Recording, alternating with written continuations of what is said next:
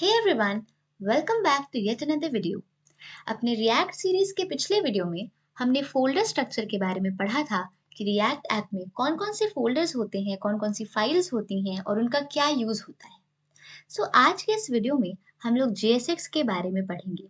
JSX react JS का एक बहुत ही ज़्यादा इम्पोर्टेंट फीचर है और जब हम की फीचर्स ऑफ रिएक्ट पढ़ रहे थे तब हमने JSX के बारे में एक शॉर्ट इंट्रोडक्शन दिया था।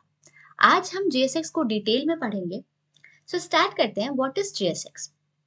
JSX stands for JavaScript XML और एक्सटेंशन।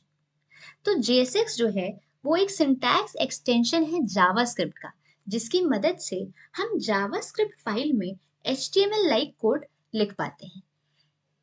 अब इसका जो सिंटैक्स है ना वो HTML से काफी ज्यादा सिमिलर होता है। ठीक है, मैं आप लोग को दिखाती हूँ। ये हमारा रिएक्ट ऐप है जो हमने बनाया था। ठीक है, अब इसमें app.js फाइल जो है ये क्या है, ये एक JS फाइल है। ठीक है, इसका एक्सटेंशन क्या है, JS। बट अगर हम ध्यान से देखें तो ये जो कोड हमें देखने को मिल रहा है ये हमारा HTML लाइक सिंटैक्स है। जैसे कि div टैग है। ठीक है, तो ये div टैग हो गया, हेडर टैग हो गया, इमेज टैग हो गया, पैराग्राफ टैग हो गया। तो ये सब क्या है, ये सब HTML में हम यूज करते हैं ये सारे टैग।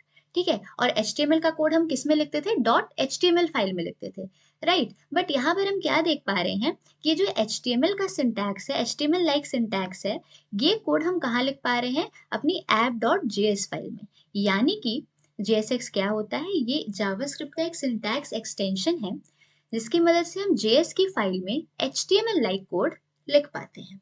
ठीक है, तो अब जो है it provides a concise and familiar syntax in React.js। मतलब यार कि जैसे React.js में जो कोड हम लिख रहे हैं वो काफी इजी हो जाता है, काफी मतलब कंसाइज और रीडेबल फॉर्मेट में होता है क्योंकि HTML काफी इजी होता है। ठीक है, HTML लाइक कोड काफी इजी होता है तो इसका सिंटैक्स बहुत ज्यादा इजी होता है समझने में। ठीक है, इसीलिए हम React में जो है JSX का कोड लिखते हैं ताकि वो काफी ज्यादा रीडेबल और कंसाइज हो और बहुत ज्यादा कॉम्प्लिकेटेड ना हो जाए। ठीक है, अब JSX जो है ये कोई सेपरेट लैंग्वेज नहीं होती। ठीक है, जैसे HTML एक अलग लैंग्वेज है, CSS एक अलग लैंग्वेज है, तो ये सब क्या है, ये अलग अलग लैंग्वेजेस हैं। बट JSX कोई एक अलग सेपरेट लैंग्वेज नहीं है। ठीक है, it is rather a convenient way to write React components in a more readable and concise manner. ठीक है, इसमें क्या होता है, हमारी जो जावास्क्रिप्ट की फाइल है, जैसे app.js क्या है, JS फाइल है। JS फाइल में हम ये HTML लाइक कोड लिखते हैं और फिर क्या होता है, बेबल एक कंपाइलर होता है या ट्रांसपाइलर कह सकते हैं। बेबल क्या करता है, ये जो JSX का कोड है ना इसे किस में ट्रांसफॉर्म कर देता है, जावास्क्रिप्ट में ट्रांसफॉर्म कर देता है।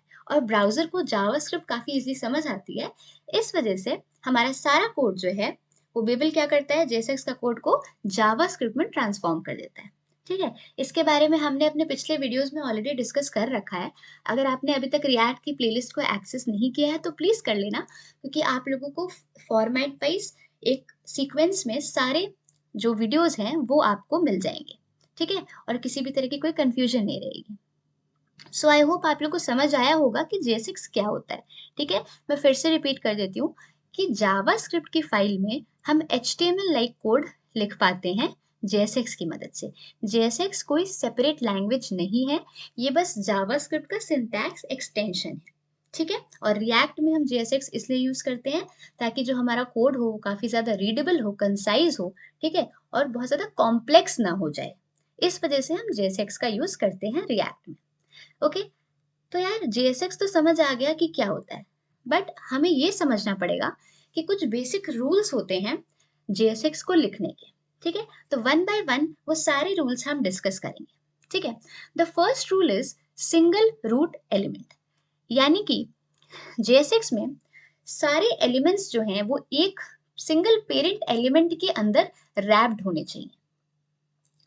जैसे यहाँ पर जो हमारा कोड है इसमें हम क्या देख पा रहे हैं, ये जो div टैग है ना ये हमारा पेरेंट एलिमेंट है। ठीक है, ये जो div टैग ओपन हुआ और एंड में यहाँ पर क्लोज हो रहा है, इस div टैग के अंदर बाकी जो लाइन नंबर 7 से लेकर लाइन नंबर 20 तक का कोड है ये सारा का सारा किस में रैप्ड है, एक div टैग में रैप्ड है। तो div टैग क्या हो गया, div टैग हमारा रूट एलिमेंट या कह सकते हैं पेरेंट एलिमेंट हो गया। ठीक है।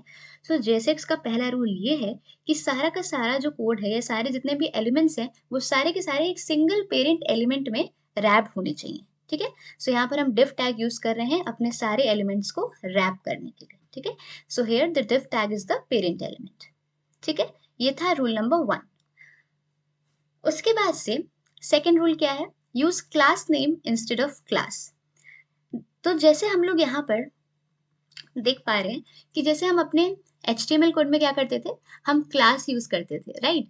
हम कुछ क्लास देते थे और क्लास की मदद से हम क्या करते थे, एलिमेंट्स को डिफरेंट क्लासेस में डिस्ट्रीब्यूट कर पाते थे, राइट। और जब हम CSS यूज करते थे तो इन्हीं क्लास सेलेक्टर की मदद से हम कुछ डिजाइन भी प्रोवाइड कर पाते थे, ठीक है। तो यहाँ पर जो क्लास HTML में यूज होता था, यहाँ पर हम क्लास नेम से उसे रिप्लेस कर देंगे, ठीक है। HTML में क्या होता था, HTML में क्लास यूज होता है, बट JSX में क्या होगा, क्लास नेम यूज होगा, ठीक है। जैसे यहाँ पर index.html फाइल दिख रही है ना हमें, ये index.html फाइल है। यहाँ पर अगर कहीं मैं दिखा पाऊँ तो वेट अ सेकेंड,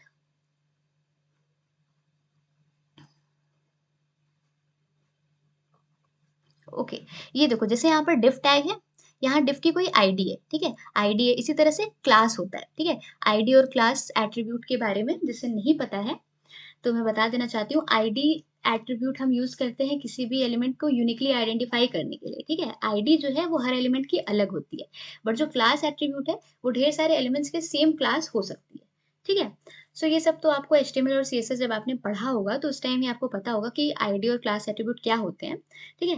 तो HTML में हम क्लास यूज करते हैं, बट जब हम JSX की बात करेंगे तो उसमें क्या होगा, क्लास नेम से वो रिप्लेस हो जाएगा, ठीक है। Now the next rule is JavaScript expressions. We can use any valid JS expressions within curly braces. तो क्या होता है ना कि हम अपने कोड में JavaScript को ऐड कर सकते हैं curly braces का यूज करके। तो अगर यहाँ पर मैं लिखूं const name is equal to, ठीक है, यहाँ पर मैंने एक नेम वेरिएबल बना लिया, ठीक है, जिसमें मैंने एक स्ट्रिंग स्टोर करा दी अपने नाम की, ठीक है। अब मैं क्या करूंगी, मैं चाहती हूँ कि अपने JSX में मैं जावास्क्रिप्ट ऐड करना चाहती हूँ, तो वो हम कैसे कर पाएंगे। ये जो पैराग्राफ टैग आपको दिख रहा है जहां पर ये सब लिखा है, यहीं पर मैं क्या कर देती हूँ, स्टार्टिंग में कर्ली ब्रेसेस यूज करूंगी और इस कर्ली ब्रेसेस में मैं क्या लिख दूंगी, नेम। नेम क्या था, वेरिएबल था, ठीक है। नेम वेरिएबल मैंने कर्ली ब्रेसेस में यहाँ पर डाल दिया। अब अगर मैं अपना जो इसे देखूं, कोड देखूं, यहाँ पर मैंने रन कर दिया था इसे ऑलरेडी, तो यहाँ पर वैष्णवी देखने को मिल रहा है, ठीक है। तो इससे क्या प्रूव होता है कि सक्सेसफुली हम अपना जावास्क्रिप्ट का कोड या एक्सप्रेशन जो है वो JSX में कैसे ऐड कर सकते हैं, कर्ली ब्रेसेस यूज करके, ठीक है। कर्ली ब्रेसेस यूज करके हम कुछ भी जावास्क्रिप्ट का कोड या एक्सप्रेशन जो है वो अपने JSX के कोड में डाल सकते हैं, ठीक है। तो यहाँ पर मैंने वेरिएबल बनाया और उसे क्या किया, कर्ली ब्रेसेस में उस वेरिएबल का नाम यहाँ पर लिख दिया, तो हमने क्या देखा कि जावास्क्रिप्ट का कोड जो है वो ऐड हो गया इसमें, ठीक है। सो इससे हमने ये भी समझ लिया कि अगर हमें कोई भी जावास्क्रिप्ट एक्सप्रेशन यूज करना है अपने कोड में तो कर्ली ब्रेसेस यूज करके सिंपली हम वो ऐड कर सकते हैं JSX में, ठीक है। Now the next rule is fragments. If you don't want to wrap JSX elements inside a parent element, you can use fragments. अभी तक हमने क्या देखा कि हम एक किसी सिंगल पेरेंट एलिमेंट में क्या कर रहे थे, रैप कर रहे थे अपने सारे एलिमेंट को, ठीक है। पर अगर हम सिंगल पेरेंट एलिमेंट नहीं यूज करना चाहते हैं तो हम सिंपली फ्रैगमेंट्स भी यूज कर सकते हैं। वो कैसे, फ्रैगमेंट्स क्या होते हैं, इस तरीके से, वेट अ सेकेंड,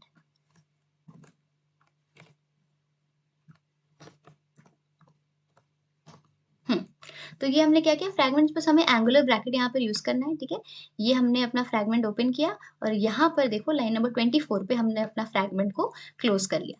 तो यदि हम नहीं चाहते हैं कि हम एक सिंगल पेरेंट एलिमेंट के अंदर अपने पूरे कोड को रैप करें, तो हम सिंपली फ्रैगमेंट्स के अंदर अपने पूरे कोड को रैप कर सकते हैं। तो अभी तक अगर हम जैसे हमने देखा था कि div टैग में हम सारे एलिमेंट्स को रैप करा रहे थे, तो अगर यहाँ से मैं div एलिमेंट को हटा दूं, ठीक है, तो भी देखो कोई एरर नहीं आ रहा है। मैंने जो div था वो हमारा पेरेंट एलिमेंट था, उसे मैंने हटा दिया, बट यहाँ पर कोई एरर देखने को नहीं मिल रहा है क्योंकि मैंने क्या किया, फ्रैगमेंट्स का यूज कर लिया। ठीक है, सो हम फ्रैगमेंट्स के अंदर भी अपने सारे एलिमेंट्स को रैप करा सकते हैं। ठीक, चाहे तो आप एक सिंगल पेरेंट एलिमेंट यूज कर लो, चाहे तो आप फ्रैगमेंट्स यूज कर लो। ठीक है, कोई भी दिक्कत नहीं होगी। बस हाँ, एक इंपॉर्टेंट चीज है कि हमारा सारा का सारा एलिमेंट जो है वो रैप्ड होना चाहिए किसी एलिमेंट में, चाहे फ्रैगमेंट यूज कर लो, चाहे सिंगल पेरेंट एलिमेंट यूज कर लो। ठीक है, सो अभी के लिए मैं यहाँ पर div टैग ही यूज कर रही हूँ क्योंकि ये कोड जैसा था इसको वैसा ही कर देते हैं। ठीक है, सो ये रूल भी हम समझ चुके हैं। Now the next rule is elements must be closed. Every HTML-like tag in JSX must have a corresponding closing tag और self-enclosing tag.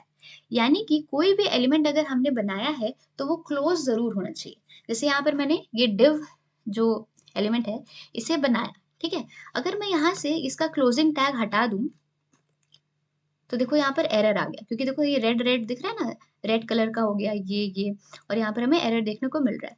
तो इससे ये पता चलता है कि अगर कोई भी टैग हमने बनाया है, कोई भी एलिमेंट हमने बनाया है, तो उसे क्लोज करना बहुत जरूरी है। ठीक है, सो वापस इसे क्लोज कर देते हैं। तो अब यहाँ पर कोई एरर देखने को नहीं मिल रहा है। तो कोई भी अगर हमने टैग ओपन किया है तो उसे क्लोज जरूर करना है।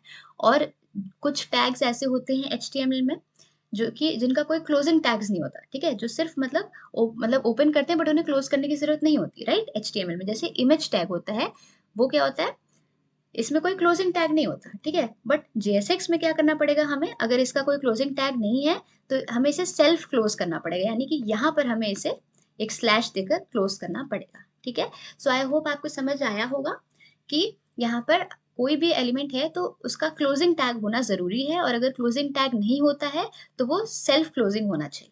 ठीक है, so that's all for this video. I hope आपको समझ में आया होगा कि JSX क्या होता है और क्या रूल्स होते हैं JSX को लिखने के। ठीक है, सो अगर आपको ये वीडियो अच्छा लगा हो तो please like, share and comment on this video, and please subscribe my channel.